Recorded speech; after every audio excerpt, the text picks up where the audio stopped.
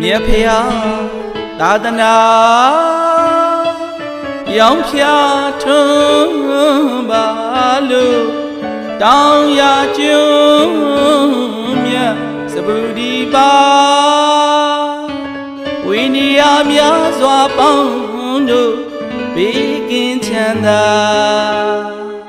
ပန်းပမာလမ်းဖြာမြန်တိုင်းရွှေပြည်မဟာ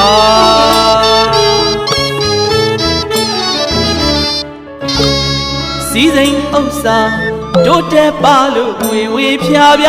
အလူဒါနပြုသူများလို့စီပြောတန်ငါသာစီစိန်ဥစ္စာ